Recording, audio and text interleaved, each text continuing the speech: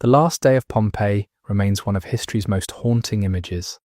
A thriving Roman city, nestled in the shadow of a volcano, struck without warning, buried in ash and preserved so completely that nearly 2,000 years later, we can still walk its streets.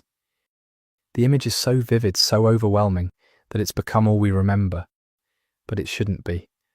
No place can be truly understood through its worst moment alone. Tonight, we'll trace Pompeii through its entire existence, from first settlement through conquests and transformations, through periods of war and prosperity, through the forces that shaped it into the city it would become. We'll experience the eruption, not as the city's death, but as a turning point in its long life. We'll see how that life persisted in unexpected ways as the city continued to draw people back, refusing to simply disappear.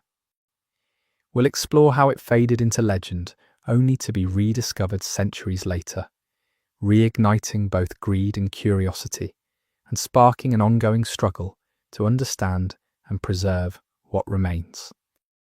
But before we begin, I just want to thank everyone who's been listening, sharing thoughts, and patiently waiting for the next story. It's been quite a journey putting this one together, and I hope you'll feel it was worth it. Before there was a city, there was a mountain. It loomed over a coastal plain in sunny southern Italy. For millennia, it had bled fire, blanketing the region of Campania in layers of ash, turning the land dark and fertile beyond measure. But now it stood silent. Its fires had gone quiet. Its slopes had turned green with forest, and at its base, cutting through all that richness, the Sarno River flowed steadily. Into this landscape, in the 8th century BC, came the Oscans, an Italic tribe of farmers and herders who had made their way down from the surrounding highlands. They settled on a low plateau, a spur of ancient lava that had cooled and hardened into a natural rise above the plain, overlooking the river as it made its way to the sea. The mountain gave them everything. Its forests offered timber for their homes, and the hardened earth beneath their feet bore the weight of walls and hearths. But it was the soil that made this land precious.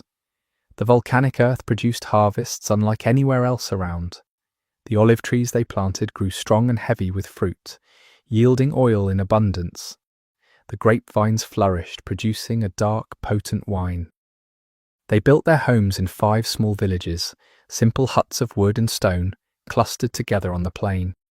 In Oscan, the word for 5 was Pompe, and so the place became known as Pompeii, a name that, at its core, simply meant the 5. For generations, the world of the Oscans was bounded by the mountain and the bay. Their lives were centred on the soil, on what the land could give. But the sea was a highway, and it was about to bring a new world to their doorstep. Around the year 740 BC, a profound and lasting change arrived in Campania. Across the bay, a new power took root with the founding of Cumae, the first Greek city on the Italian mainland. These newcomers were a different breed of men. They were not farmers from the hills. They were mariners and merchants, adventurers from a more ancient and sophisticated civilization, and they saw the world not as a collection of fields, but as a network of ports. For them, the mouth of the Sarno River was a perfect gateway. It was a calm, safe harbour that led directly into the fertile heartland of Campania. The Greeks came seeking the raw bounty of the land, the timber from the mountain's forests needed for their ships, and the surplus grain from the fields. In return, they offered the products of a more refined world. For the first time, the people of Pompeii saw fine pottery painted with intricate scenes of gods and heroes, a window into a universe of myth they had never known. They handled elegant bronze vessels, and they tasted the smoother, more delicate flavours of Greek wine and olive oil. But the trade brought more than goods. It carried ideas, a different way of thinking. Oscan craftsmen who for generations had shaped simple, functional pots now studied the elegant forms and painted motifs of the Greeks, blending foreign aesthetics with their own traditions. Leaders who had ruled by strength and custom began to witness another kind of power, one rooted in wealth and commerce. It was the beginning of a cultural fusion, a slow and irreversible blending of two worlds. The most powerful symbol of this new influence appeared in the 6th century BC. On a prominent bluff of land overlooking the bay, a great temple was built. It was not a simple, open-air shrine to the local spirits. It was a grand Doric temple, constructed in the pure Greek style. The temple stood as a statement. This humble Oscan town now saw itself as part of a wider Mediterranean world, a crucial meeting point between the earthbound Italic interior and the dynamic seafaring civilization of the Greeks. As the Greek presence solidified along the coast, a new power was pressing down from the north, a mighty and enigmatic civilization known as the Etruscans. They were master engineers, sophisticated artists, and disciplined warriors, and were poised to dominate much of the Italian peninsula. Drawn by the legendary fertility of Campania, they expanded south, establishing a great stronghold at the city of Capua. From there, their influence spread, and the small port of Pompeii was inevitably pulled into their orbit. It was not a violent conquest, but a political and economic alignment. The Etruscans were organisers, and under their sway, the agricultural potential of the region was maximised. Trade along the Sarno River grew more regular and profitable. The town's prosperity swelled, and with it, its importance. To protect the flourishing town and its growing wealth, Pompeii began constructing its first true city walls, a formidable barrier built from blocks of tufa, a soft, workable volcanic stone. They were designed with remarkable foresight. The enclosure covered not only the town's core of homes and workshops, but also a broad swath of surrounding farmland, ensuring that, in the event of a siege, Pompeii's inhabitants would have a secure supply of food within their defences. Capua's dominance brought uniformity to the region. Its artisans, its architecture, and its trade networks shaped the dependent towns that surrounded it. But Etruscan ambition was not content with the rich inland plains. They sought control of the entire bay, a goal that brought them into direct conflict with the Greeks. Their expansion was first checked in 524 BC, when a major land assault on the Greek city of Cumae was repelled. For half a century, a tense balance of power held. Then in 474 BC, the Etruscans struck again. They launched their fleet against Cumae and met disaster. The great naval battle ended in complete defeat, and with their sea power broken, their hold on Campania collapsed. The Etruscan presence faded from Pompeii, leaving behind only traces of their order in the city's walls and homes. With their departure, the long struggle for the region was over, and a heavy stillness settled on Pompeii. The stable economic system that had connected it to the wider world was shattered. Trading ships that had frequently crowded the river's mouth became a rare sight. Inland roads fell silent as merchants, wary of the unstable countryside, chose safer routes. Pompeii was becoming a place of stagnation, a provincial town overshadowed by its more powerful neighbours. This decline, however, would not last. From the mountains of Italy's interior, a new and vigorous power was rising, the Samnites, a fiercely independent, warlike people who shared a common Oscan ancestry with the earliest founders of Pompeii. When Pompeii fell under their control, it was not merely conquered, it was reborn. Under Samnite rule, the old Italic language was restored to prominence in government, religion, and public life. After centuries of Greek and Etruscan influence, the city's original voice returned. Stability and order followed. Trade revived, and Pompeii began to prosper once more. A people forged in the hard realities of mountain warfare understood that wealth invited danger. The old tufa walls were no longer deemed sufficient to protect their thriving city. The Samnites embarked on a project of immense scale. They raised 2 parallel walls from blocks of hard Sarno limestone, filling the space between with a massive core of earth and rubble. The result was not merely a barrier, but a rampart, an imposing ring of stone that encircled their world and secured the peace in which Pompeii could truly flourish. Behind the safety of the new defences, Pompeii's wealth and confidence grew. The Samnite elite, enriched by the agricultural abundance of Campania, began to build houses on a scale never seen before. Public life, too, became more refined. The Forum, once a simple open marketplace, was reshaped into an organised, monumental centre of civic life, while the city's principal temples were maintained and richly embellished. Pompeii now stood as a powerful and prosperous Samnite city, a thriving regional hub. Its identity was a rich and complex tapestry. Its heart was fiercely Oscan, its culture coloured by the legacies of the Greeks and Etruscans, and its body was clad in the stone armour of its new rulers. It was a city at the height of its power, confident and secure, convinced that its destiny lay in its own hands. But as the 4th century BC drew to a close, a new power began to assert itself on the Italian peninsula. It was not a loose confederation of tribes nor a chain of independent coastal cities, but a single, ambitious city-state, a people of soldiers, engineers, and lawmakers from the river plains of central Italy. This was Rome. Its expansion would be unlike anything that had come before, relentless and all-consuming, as one by one it subdued and absorbed its rivals. For the Samnites who now ruled Pompeii and the surrounding region, Rome's expansion represented a direct threat. What followed was a long and brutal struggle, a series of 3 great conflicts that would be known to history as the Samnite Wars. For more than half a century, the hills and valleys of central and southern Italy became a battleground. As a strong and loyal Samnite city, Pompeii was inevitably drawn into this fight for survival.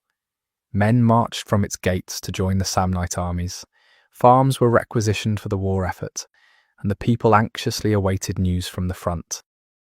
Year by year, the news grew worse. The Roman legions, disciplined and relentless, proved an unstoppable force. As the war progressed, the fighting drew closer and closer to Campania, and the shadow of Rome fell directly upon Pompeii. Around 310 BC, a Roman fleet landed on the coast near Pompeii and sent raiding parties into the surrounding lands, a brutal demonstration of how far their power now reached. Though local forces managed to rally and drive the invaders back to their ships, the message was unmistakable. The war was no longer distant. The Roman raid was only a prelude. Over the following decades, Rome's armies pressed their advantage with unwavering determination. One by one, the Samnite strongholds fell. Their alliances crumbled, their armies were broken, and by 290 BC, the long struggle that had begun in the mountain heartlands had reached its bitter end. For Pompeii, the choice that followed was stark: stand with their Samnite kin and face annihilation, or submit and preserve their people at the cost of independence. Submission was a bitter blow to their pride and heritage, but it was the only path to survival. Reluctantly, they chose to yield. Pompeii was not destroyed or plundered. Instead, it was bound to Rome by treaty, becoming a socius, an ally in name but not in power. The arrangement was a gilded cage. Pompeii lost the right to conduct its own foreign affairs. Its long-standing ties with other cities and peoples were now dictated by the Roman Senate. Most crucially, it was obligated to provide soldiers for Rome's endless wars. In return, it retained a measure of autonomy. Rome left the city to govern itself, allowing life within the walls to continue much as it always had. For the next 2 centuries, Pompeii lived in a state of uneasy peace. Protected by Rome's power, the city prospered. Trade revived, wealth flowed in, and its elite adorned the city with new monuments that reflected both ambition and pride. The first public baths, elegant temples, and a grand theatre that became the centrepiece of civic life. Yet beneath this surface of success, resentment began to grow. Generation after generation, Pompeian men were sent to fight and die for Rome, helping to build its empire, but denied its rewards. They were allies without equality, their loyalty and their blood taken for granted. The peace held, but it rested on an imbalance that would not last forever. In 91 BC, the Roman Senate once again refused to grant the allies the citizenship they had earned with their blood. The dam of resentment finally broke. Across the peninsula, they rose in a violent, desperate rebellion. It was called the Social War, and it was a conflict that would tear the region apart. Alongside its neighbours in Campania, Pompeii joined the uprising, declaring its freedom from Roman rule. Within the city, the language of the conquerors was set aside. Oscan, the tongue of their ancestors, was restored as the language of law and public life, a clear and deliberate claim to sovereignty. The Roman response was swift and merciless. This was not a foreign war, it was a rebellion at the very heart of their power, and it had to be crushed without pity. The Republic dispatched one of its most ruthless generals, Lucius Cornelius Sulla, to pacify the rebels in Campania. In the year 89 BC, his legions arrived at the gates of Pompeii. In defiance, the men of the city took up their positions on the great limestone ramparts, ready to defend their home against the very power that had once guaranteed its peace. The assault fell on Pompeii's northern wall. It was the strongest section of the city's defences, and also the most vulnerable. While the other sides rose steeply along the ridge, the north faced an open plain, the only ground where Sulla could mass his infantry. The defenders knew it was their weak point. That's why they had fortified it so heavily. Sulla knew it too, and directed his full force there. For weeks, Roman siege engines hurled their stones against the walls. The defenders held firm, and the fortifications stood strong, bearing the assault with little real damage. But Pompeii's fate no longer rested on its defences. It was bound to the wider rebellion. That struggle was collapsing across Campania, its allied cities falling to the disciplined power of the Roman legions. In the end, the city stood alone, its walls unbreached but its purpose gone. There would be no relief, no allies left to fight beside them. The defenders laid down their arms, and the gates were opened. Pompeii did not fight to its destruction. Once again, it chose survival. Sulla's legions marched through the gates, and the city that had resisted for so long fell quiet. Its future lay in the hands of the man who had brought it to its knees. The legionaries patrolled the streets, but the city's final sentence was not delivered. Its conqueror was drawn away by larger conflicts, a vicious civil war in the streets of Rome, and a long campaign in the east. For 9 years, Pompeii lingered in a state of uncertainty.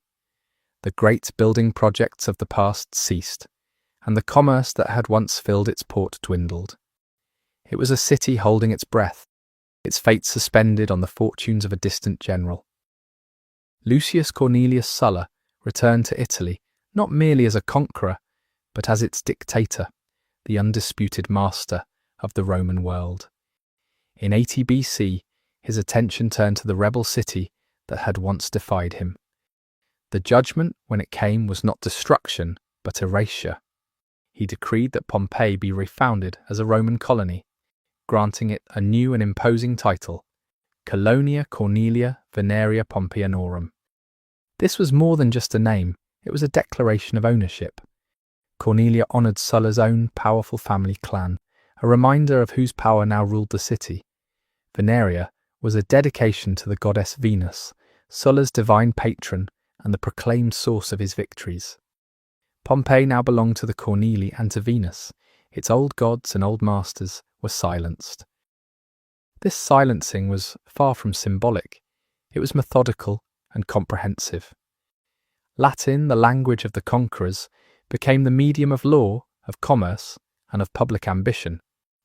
Oscan, which had been reasserted with such pride during the rebellion, did not vanish, but it was driven from the forum. It retreated into the quiet corners of the home, becoming the language of family and private memory. The next and most devastating blow was the confiscation of property. The great Samnite families who had led the rebellion, whose ancestral homes and fertile vineyards had sustained their power for generations, were stripped of everything. This property was then used to settle the final debt of Rome's victorious general, the retirement of his soldiers.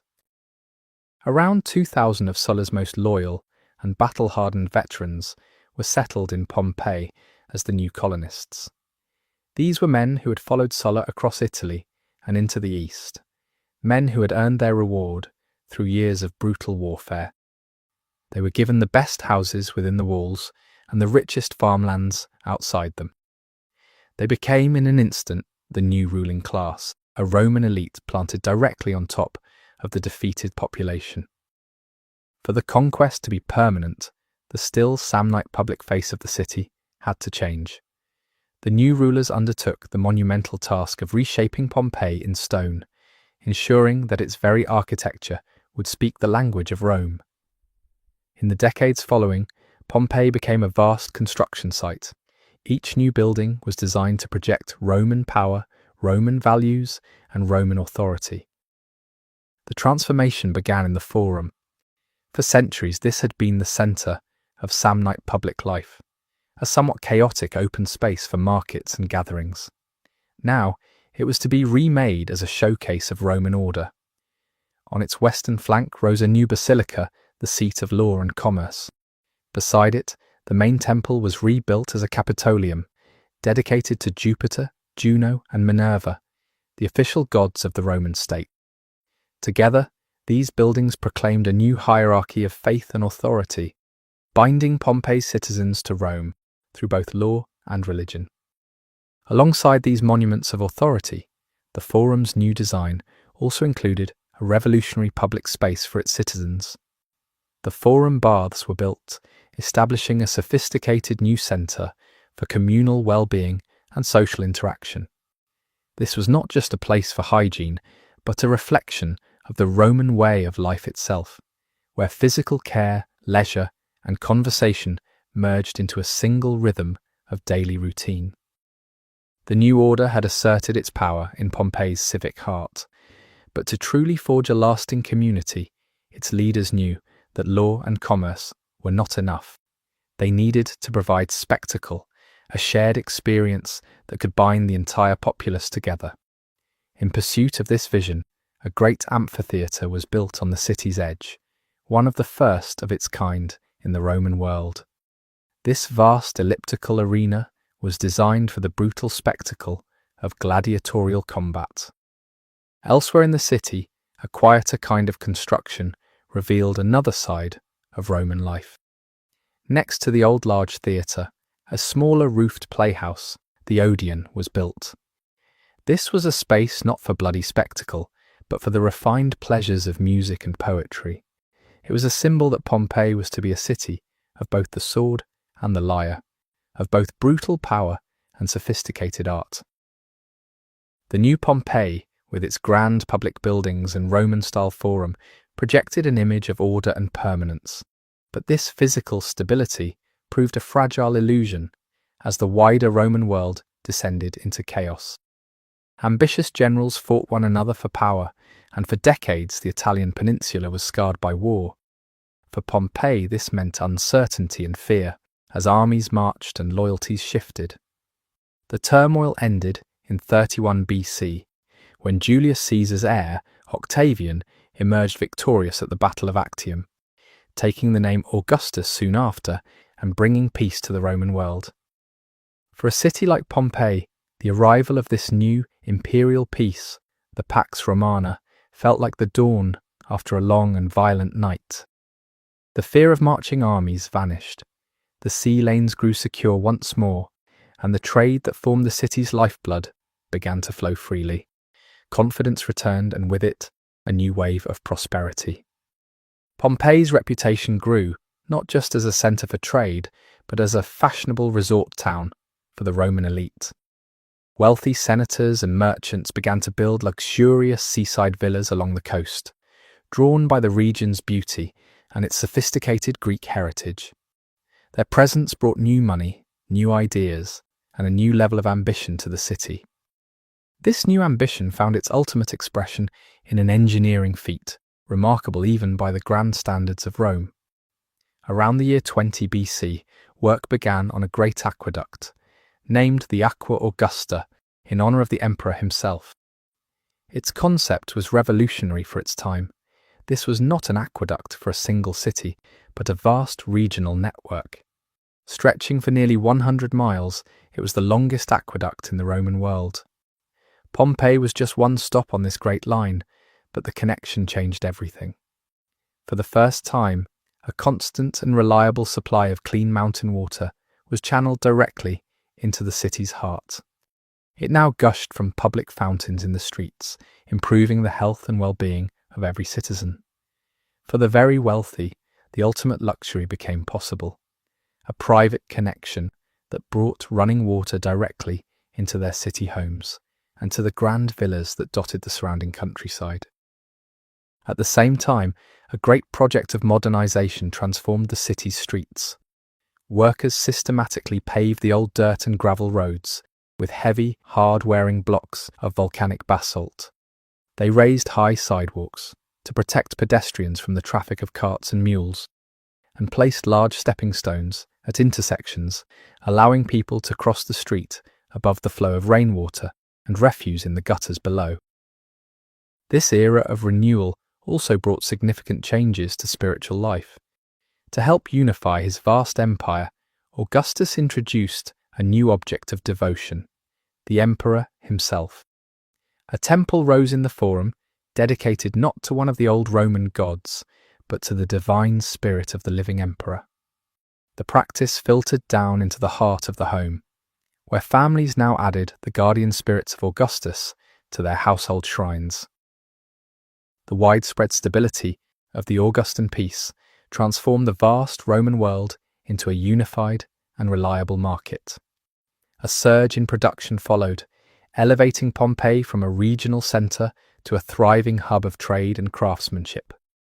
The aim was no longer merely to live well, it was to supply an empire. This new ambition reshaped the very landscape. The old patchwork of small family farms was steadily absorbed into larger estates, consolidated under owners who treated agriculture as enterprise. Hillsides were terraced and planted with high-yield vines and olive trees, the region's most profitable crops. At harvest, production unfolded on a grand scale. The wine and oil processed, sealed in the familiar two-handled amphorae and stamped with the estate's mark, a guarantee of quality that carried the fame of the slopes of Vesuvius across the Mediterranean world. While ships loaded with the region's wine and oil departed regularly, others arrived with the materials of Roman luxury, blocks of marble from distant quarries for the city's villas and temples, crates of raw metals and glass, fragrant spices and resins from the east, and even wild animals destined for the amphitheatre games, all circulating through the city's busy docks. But Pompeii was more than farmland and harbour. It was a city of artisans. Its textile makers were renowned for transforming local wool into fine cloth traded far beyond the city's borders. Perfume workshops thrived, blending exotic spices with native flowers into scented oils. Metalworkers crafted bronze lamps and statues in busy workshops, while potteries produced vessels for every purpose, from cookware to the thousands of amphorae that carried wine and oil across the empire. Meanwhile, glassblowers met the perfume industry's constant demand for bottles, completing a near self-sustaining cycle of production and trade. The city's reputation for fine textiles, however, depended on more than the skill of its weavers. To prepare the cloth for market, it first had to pass through the fulleries. In these workshops, labourers stamped and scoured the wool, cleansing it of its natural oils before bleaching or dyeing. True to Roman pragmatism, their primary cleaning agent was human urine, collected in public amphorae and valued for the potent ammonia it contained. But it was another pungent trade that created some of the city's most spectacular fortunes. The city became the capital of an immensely profitable industry, transforming the refuse of the fishing catch into garum, the empire's most sought-after condiment. In large workshops lining the port, a foul-smelling alchemy took place. Fish and salts were left to bake under the sun, slowly breaking down into a potent, savoury sauce. Producers marked their jars with their names and the quality of the sauce, shipping everything from the cheap slurry destined for the army legions to the refined amber nectar prized as a luxury by the Roman elite. While export trades brought wealth, a more fundamental commerce was required to keep the working city fed. The daily bread came from bakeries that functioned as combined mills and ovens. They carried out the entire process, from grinding grain to baking the final loaf. The city also relied on thermopolia. These were hot food counters serving cooked meals to a populace living largely without private kitchens. So numerous were these establishments that they appeared on nearly every corner, forming a network of public sustenance for the great population of Pompeii. But a single, brutal foundation supported this entire engine of prosperity: the unending work of thousands of enslaved men, women, and children. Their forced labour was an essential component of every industry, from the fields to the city docks. The golden age of Pompeii, like the golden age of Rome itself, rested on a system of profound and unquestioned human exploitation. And yet within this brutal system, Roman society allowed for a single, complex possibility that shaped its very fabric: manumission, the act of a master freeing a slave. It was a difficult path available to only a few. A slave might be freed after their master's death, as a reward for a long and loyal service. Some, especially those with valuable skills, were allowed to earn their own money and could, over many years, save enough to purchase their own liberty. Freedom, when it came, was not absolute. A freedman remained bound by obligations to their former master, and the social stigma of their past would follow them for the rest of their lives. But this slim hope was a constant, driving force within the enslaved population, fueling a deep and persistent ambition for a life beyond bondage. This ambition was a powerful force in Pompeii's economy. While the enslaved provided the labour, it was often the freedmen who possessed the sharpest commercial minds. Having risen from nothing, they approached the marketplace with drive and determination, becoming managers of workshops, owners of trading vessels, and brokers of complex deals. The energy that had made Pompeii a household name across the empire did not fade with the death of Augustus. In the decades that followed, the city grew rich, confident, and perhaps a little arrogant. Its people no longer saw themselves as subjects of a conquered colony, but as citizens of a commercial powerhouse. Like any city eager to assert itself, Pompeii needed a rival, and it found one in nearby Nuceria.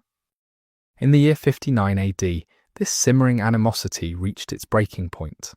A wealthy sponsor staged a magnificent set of gladiatorial games in Pompeii's amphitheatre. The event drew enormous crowds, filling the stone seats to capacity, but the crowd was dangerously divided. Thousands of Pompeians came to cheer on their city, and thousands of Nucerians made the short journey to do the same for theirs. The trouble began not on the sand of the arena, but in the stands. It started, as it often does, with words. Taunts and insults flew across the seating sections, the passionate shouts of rival fans echoing in the great stone bowl. Soon the verbal sparring escalated. A thrown piece of fruit, a hurled stone, and the fragile piece shattered. Pockets of brawling erupted throughout the crowd. The spectacle in the arena forgotten, replaced by a real and chaotic battle in the stands. The brawl quickly spilled out of the arena's gates and into the surrounding streets, becoming a full-scale riot.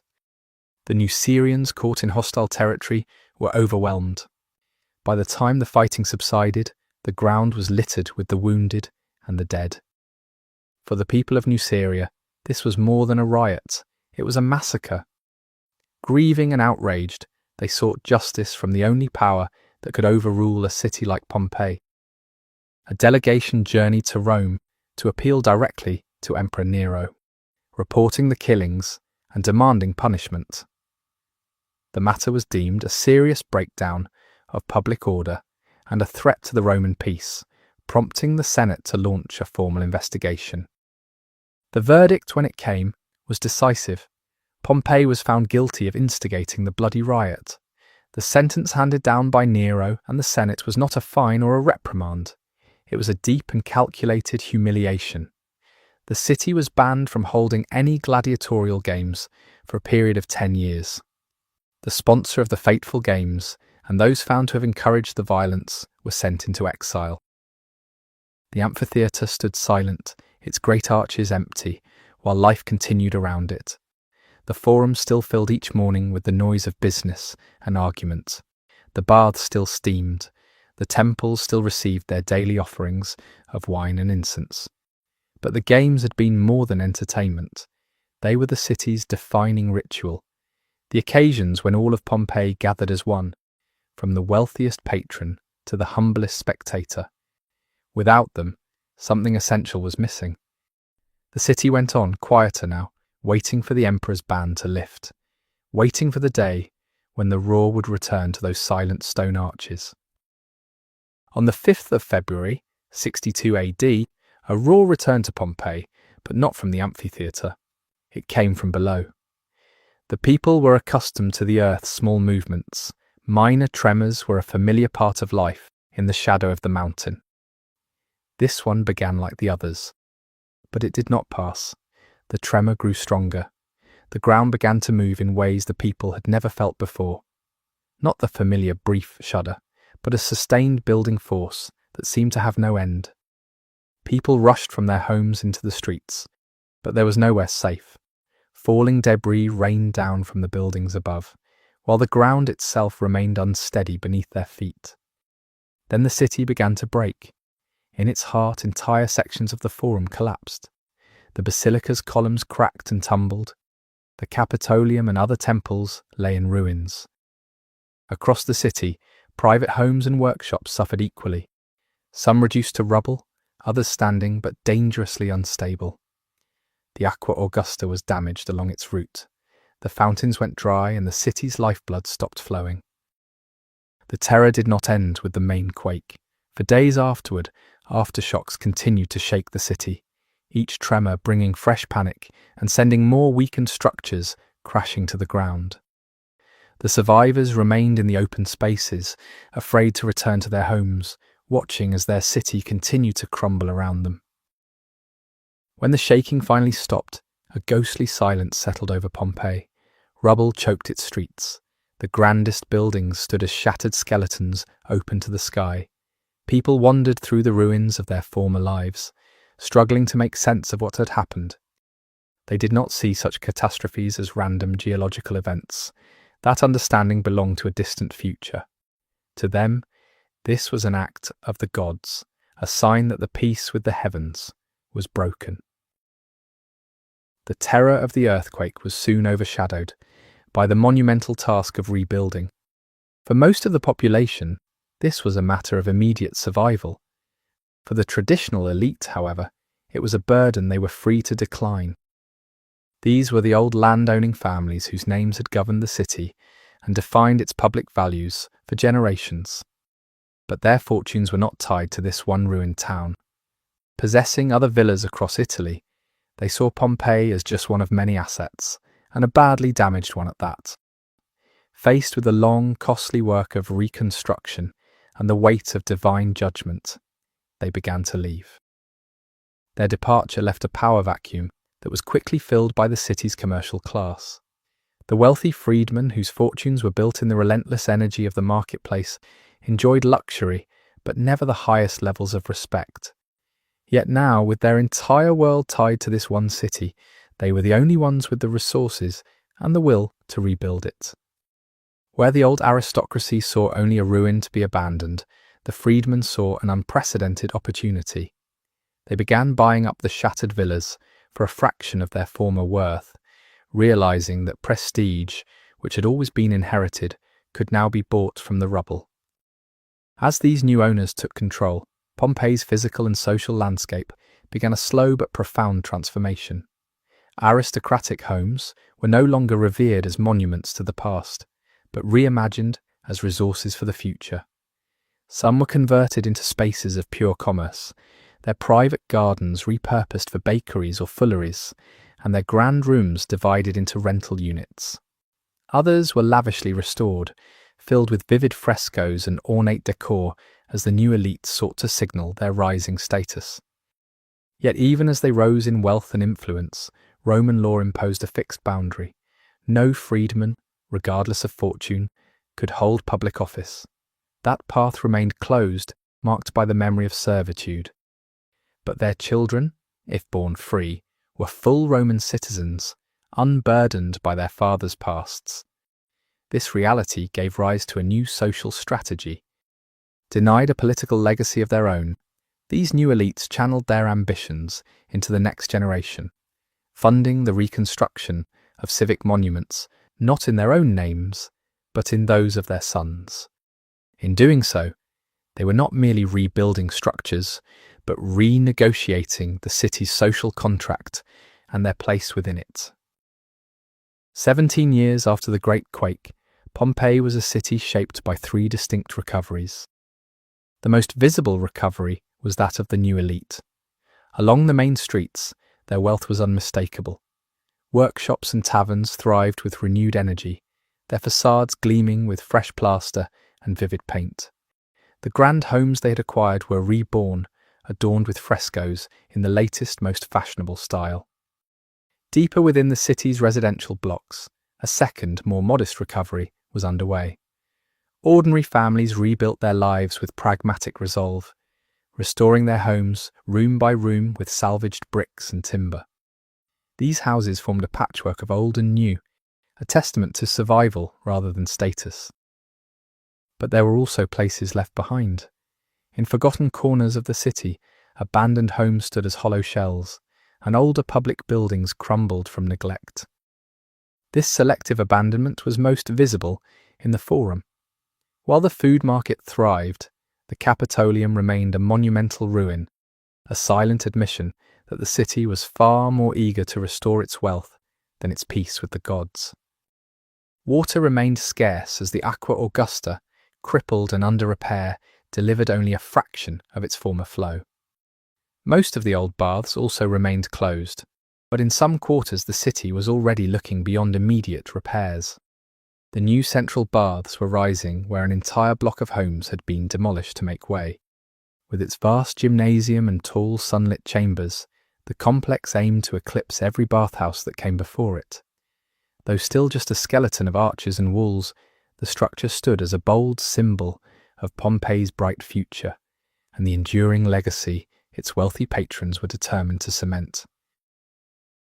While the physical scars of the earthquake remained visible, the social wounds left by the riot were now fully healed. The amphitheatre had settled back into its natural rhythm, drawing spectators from Pompeii and beyond. The years of shame had faded, replaced by the collective roar of a crowd reclaiming its favourite pastime. Alongside the grand spectacles of the arena, a very different kind of public expression unfolded on the city's walls. Painted slogans promoted political candidates, advertised upcoming games, and celebrated the generosity of their sponsors. Scratched into the plaster around them were more personal expressions, declarations of love and longing, insults aimed at rivals or local officials, crude jokes exchanged between strangers, and even customer feedback, from outrage over watered-down wine in taverns to glowing praise for services received in brothels. This ongoing citywide dialogue revealed a literate community where everyone, from the highest magistrate to the humblest citizen, felt they had a voice and the right to make it heard. This vibrant human world, so consumed with its own daily passions and politics, unfolded in the constant, quiet presence of the mountain. And during these years of rebuilding, it sent warnings. Minor earth tremors occurred frequently, so common that the people had learned to live with them again. Reports told of springs and wells that had flowed for generations suddenly running dry. But no one in Pompeii understood these signs for what they were. They saw them not as the precursors to a cataclysm, but simply as the quirks of a restless landscape. Across the bay from Pompeii, At the naval base of Misenum lived a man who had dedicated his life to understanding the natural world. His name was Gaius Plinius Secundus, known to history as Pliny the Elder. As commander of the Roman fleet, his duty was to the sea, but his passion was for the earth, its creatures, and its phenomena. His great work, the Naturalis Historia, was a monumental attempt to catalogue all that was known of the natural world. If any man in the Roman Empire was equipped to understand the events that were about to unfold, it was him. And yet, he was as blind to the coming danger as everyone else.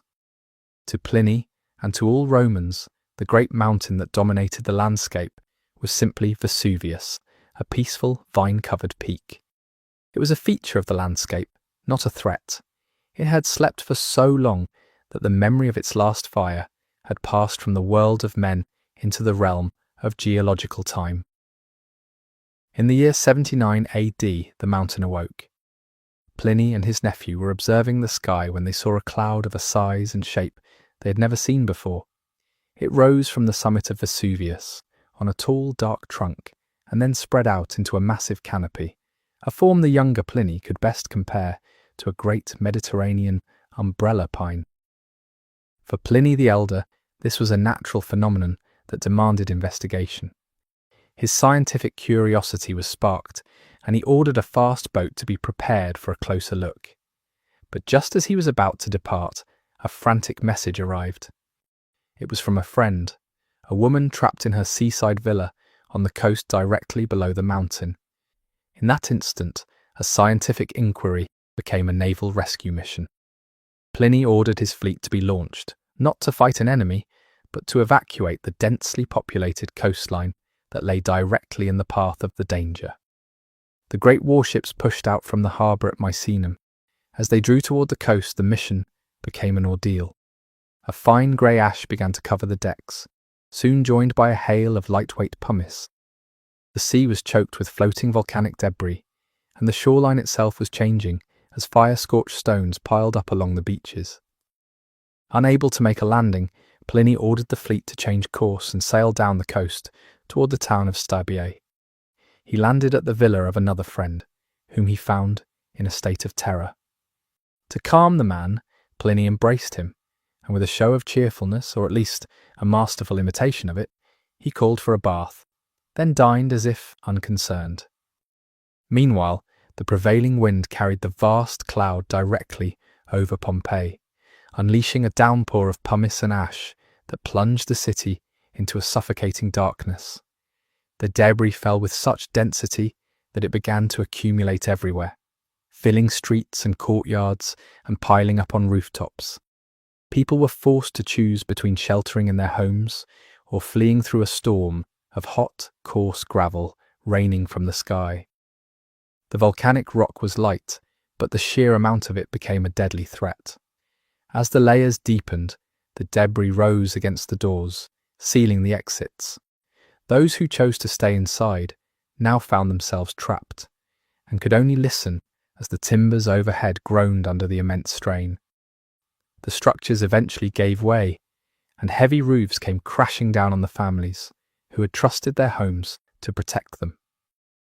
On the other side of the mountain, a different and far swifter terror unfolded. Late in the night, the great eruption column collapsed, sending an avalanche of superheated gas and ash roaring down the western slope. This first pyroclastic surge annihilated the town of Herculaneum. Hundreds of its inhabitants, who in the desperate hope of being rescued by sea had fled to the waterfront, were killed instantly. Not long after, a second and still greater surge followed, burying Herculaneum completely. The morning of the second day brought no dawn, only a heavy gloom. The ground kept shaking, and the villa where Pliny the Elder was staying no longer felt safe.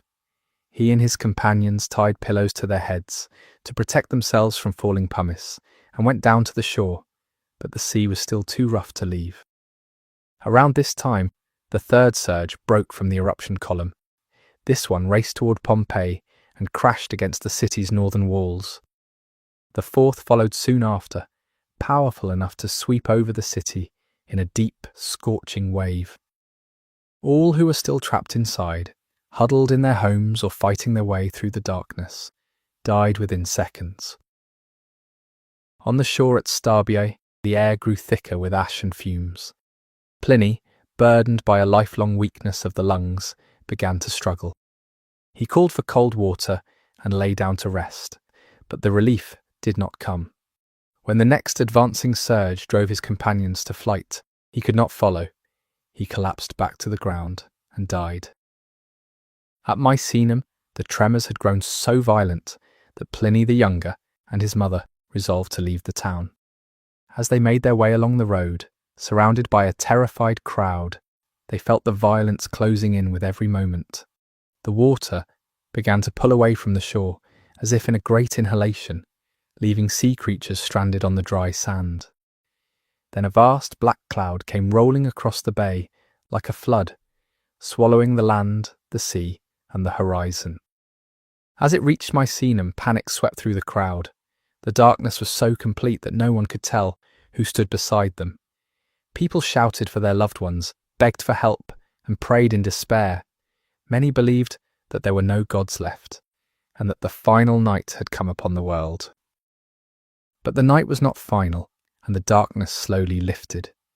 The people of Misenum soon walked back through the settling ash to reclaim their homes and resume their lives. Across the bay, however, no such return was possible. In just a single day, Pompeii passed from a bustling city to a tomb. Its houses and temples, its streets and gardens, its centuries of vibrant history now lay buried beneath a barren wasteland of rock and ash. While the city of Pompeii vanished from the face of the earth, most of its people did not. The eruption, for all its violence, unfolded over many hours. As the steady fall of pumice became a trap for those who lingered, it gave others precious time to escape. The majority of Pompeii's inhabitants successfully fled in the early hours of the catastrophe, becoming a great wave of refugees spreading out into the surrounding countryside. Those left behind were largely the ones who made the fateful choice to shelter in their homes, or who found themselves trapped by circumstance before the final lethal phase began. This flood of refugees created a crisis of staggering proportions. In response, Emperor Titus travelled to Campania to witness the devastation and organise a relief effort. His officials surveyed the site and quickly concluded that the city lay buried too deeply, and the task of excavation and rebuilding was beyond their means. But this did not leave Pompeii to rest in silence. A decision was made to reclaim the city's buried wealth to fund the resettlement of the survivors. Over the following months, salvage teams guided by visible walls and columns tunnelled into the ruins. They focused on the forum, temples and other public buildings, stripping them of marble facings, bronze statues and lead piping. They also dug into wealthy private homes of those who had perished, breaking open strong boxes to retrieve the fortunes left without owners. It was a slow and dangerous undertaking, and the last coordinated effort to make the city provide for its people. As the years passed, the eruption began to fade from living memory, but in Rome, the historian Cornelius Tacitus was determined to preserve it.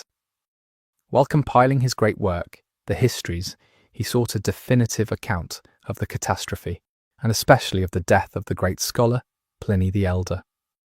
A quarter of a century after the event, he turned to his friend, Pliny the Younger. The scholar's nephew, now a distinguished official in the capital, was the one man who could tell the story. At the request of Tacitus, Pliny composed 2 detailed letters to create the only surviving eyewitness account of the eruption. Meanwhile, on the buried landscape of Pompeii, the site was not entirely empty.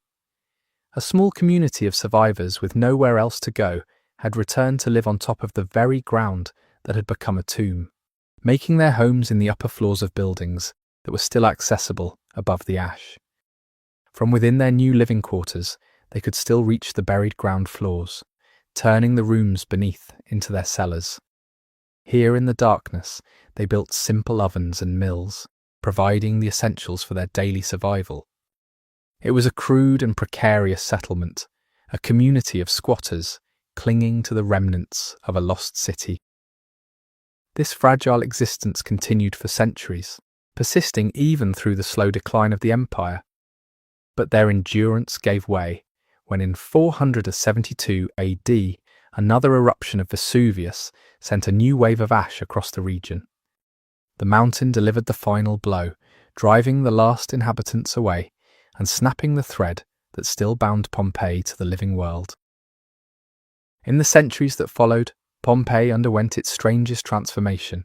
It became a story without a place. The Western Roman Empire collapsed, and with it, the great administrative networks that had once preserved its memory. Nature reclaimed the landscape. Wild grasses, then shrubs, and finally trees took root. Eventually, farmers returned, planting new vineyards and olive groves on the fertile slopes of the mound. Pompeii quietly rejoined the productive Campanian countryside. But for more than 1,000 years, locals knew it only as La Civita, the city, a faint folk memory of a buried life beneath their feet. Meanwhile, in monasteries far away, monks copied the ancient letters of Pliny the Younger, preserving the dramatic account of the eruption. In a strange paradox, the world remembered the cataclysm, but had forgotten the city. Pompeii existed only as a ghost in an ancient text, its body lost to time, waiting for the moment when story and place would meet again. The world's first brush with the forgotten city came blindly. In the late 16th century, architect Domenico Fontana was redirecting the Sarno River, cutting a new channel directly through the buried ruins.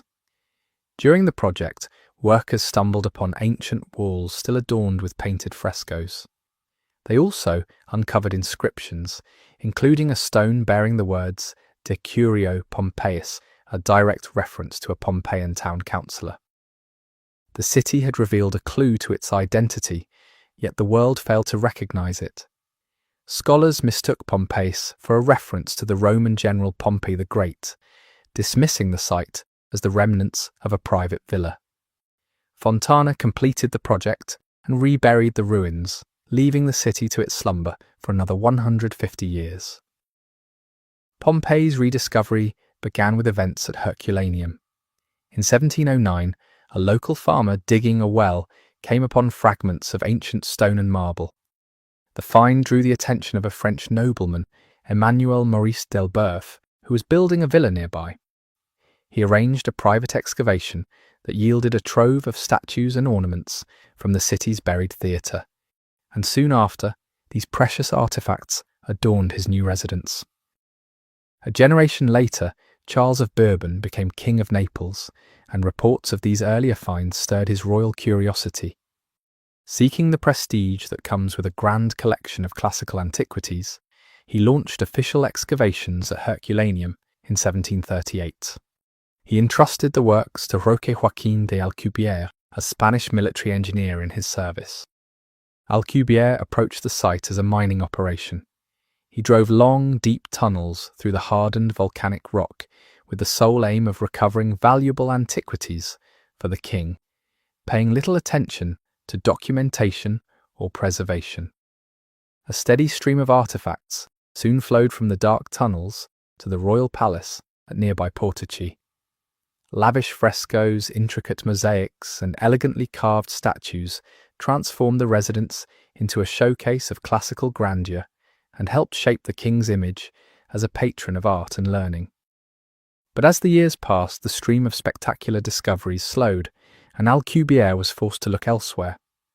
Hoping for renewed success, he turned his attention to La Civita, which he believed to be the site of ancient Stabio. The initial digs there, however, proved disappointing from a treasure-hunting perspective, offering few of the riches he had come to expect.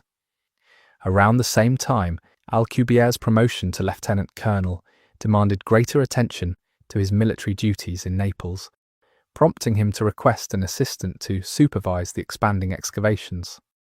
His choice was a Swiss engineer named Carl Jakob Weber, who arrived in 1750 and took charge of the day-to-day work at the seemingly unpromising site of La Civita.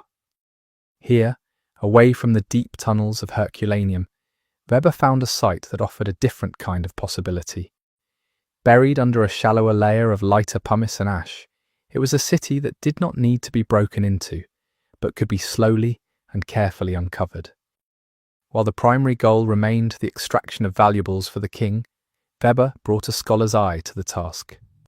He created the first detailed architectural plans of the ruins, and for the first time, he documented not just the grand public buildings, but the humble shop fronts and common homes of the city.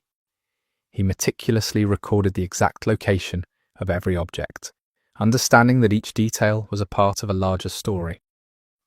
Weber's work at La Civita marked a turning point, representing the first sustained effort to uncover and record a city in the open.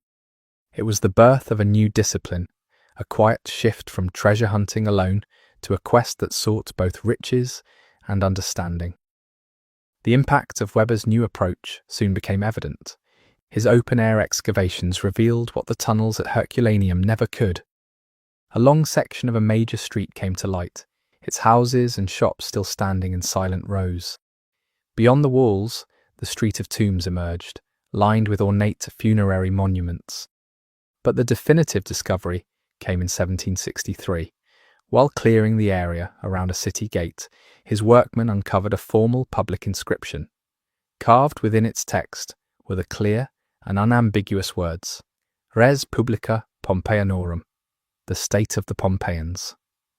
After 15 years of excavation, Weber's method had not only revealed the shape of the city, but had restored its name. As its true identity came to light, Pompeii became a sensation across Europe. At last, the buried city could be linked to the letters of Pliny the Younger, turning a long-forgotten ruin into a place of legend. Campania quickly became a destination for cultural pilgrimage, where scaling the summit of Vesuvius and exploring the excavation sites below attracted artists, scholars, and aristocrats on the grand tour. It offered them more than a glimpse of the ancient world. It allowed a step inside it. The cultural and intellectual capitals of Europe soon felt the impact of this new fascination. The sketches and artifacts brought back by grand tourers became essential visual references for artists and designers seeking to emulate antiquity. The Pompeian styles of interior decoration, marked by vivid colour palettes, elegant frescoes and mythological scenes, were meticulously copied in palaces and fashionable homes from London to St. Petersburg. This was the birth of neoclassicism, a movement in art, architecture, and design that would dominate European taste for a generation, all of it inspired by the art uncovered in this once-forgotten city. For more than a century, Pompeii remained the private possession of foreign kings. The promise of careful study that had begun under Weber faded once more into plunder. Treasures stripped from the ruins continued to fill royal palaces and serve as diplomatic gifts for visiting nobility. To each new monarch, Pompeii was a royal quarry, prized not for knowledge, but for prestige. Yet this era of exploitation was nearing its end. By the mid-19th century, a powerful wave of change was sweeping across the Italian peninsula. Fragmented kingdoms and states were being unified into a single nation. In 1861, the Kingdom of Italy was born, sparking a surge of national pride and a renewed commitment to reclaim and preserve the country's immense cultural legacy. Pompeii was no longer viewed as a royal prize. It had become a national symbol, one that called for a new kind of leadership. A fierce patriot and brilliant archaeologist, Giuseppe Fiorelli, was soon appointed as director of the excavations at Pompeii. He was no stranger to the site or its troubled past. Years before, he had spoken out against the corruption and negligence that had long plagued the excavations, demanding reform and accountability. His defiance cost him his freedom, and he spent months in prison for his convictions. Yet even there he refused to abandon his cause. Working from scattered reports and excavation notes, he compiled a 3-volume History of Pompeian Antiquities, an attempt to bring order to the site's fragmented record. Now, under the newly unified Kingdom of Italy, he was given the chance to put his vision into practice. Fiorelli immediately transformed the site from a royal quarry into a historical archive by reversing the old, destructive methods. He halted the practice of clearing streets and burrowing into houses from the ground up, and instead mandated that excavations proceed layer by layer from the top down, a crucial change that preserved the integrity of upper floors and prevented the building collapse. To complement this new field technique, Fiorelli applied an equal rigour to cataloguing. He divided the city into a grid of 9 regions, each with numbered blocks and doorways. This system ensured that not just every sculpture or fresco, but every artifact of daily life received its own precise address and could be studied in the future with a full understanding of its original location and context. During this slow, careful work, Fiorelli's team began to notice something unusual. As they cleared away layers of hardened ash, they occasionally broke into hollow cavities. At the base of these voids, human bones were often found. Fiorelli quickly understood what they were seeing. When the victims were engulfed by surges of fine, hot ash, their bodies eventually decomposed, but the hardened ash around them retained their forms. For 1800 years, the final tragic moments of Pompeii's residents had been preserved as empty space. Fiorelli devised a simple but ingenious method to recover them. When a void was found, they would pour liquid plaster into it. Once the plaster hardened, the surrounding ash was carefully removed. What emerged was extraordinary, the cast of a human being, captured with haunting clarity. The plaster casts transformed Pompeii's image, presenting it not merely as a source of classical beauty, but as a site of profound and relatable human tragedy. The revolution in archaeology had revealed the lives behind the ruins, but the very act of excavation that had brought the city back into the light created a tragic paradox. For nearly 2,000 years, Pompeii had been preserved precisely because it was buried. Once exposed to the elements, a second, slower destruction began. The same Campanian sun that had once ripened the vineyards began to beat down on the ancient frescoes, gradually fading their vibrant colours. Rain seeped into the ancient mortar, weakening the structures from within. In cracks and crevices, plant roots took hold, slowly prying apart walls that had stood for millennia. The 20th century brought new and more immediate dangers. In 1943, during the Second World War, Allied forces, believing the ruins were being used by German troops, dropped more than 150 bombs on the site. The blasts tore through ancient homes and public buildings, destroyed the site's museum, and left the ancient city scarred by modern conflict. In the post-war years, a new threat emerged. In a nation focused on recovery, the monumental and expensive task of preserving Pompeii became a low priority. As time passed, walls collapsed, frescoes faded, and the site deteriorated further in what came to be known as Pompeii's second death. International concern grew, and in 1997 Pompeii was declared a UNESCO World Heritage Site. But it was a shocking event in 2010 that served as the final desperate wake-up call. After days of heavy rain, an entire building known as the House of the Gladiators simply collapsed into a pile of rubble. The news sparked outrage around the world.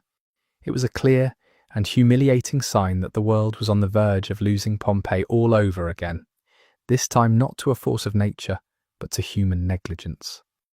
In response, the Italian state, with support from the European Union, launched the Great Pompeii Project, a massive initiative dedicated to saving the ancient city. It marked a new era, one that brought together archaeologists, engineers, and scientists. Modern technology was deployed to stabilize crumbling walls, restore fading frescoes, and manage the flow of water that was the site's greatest enemy.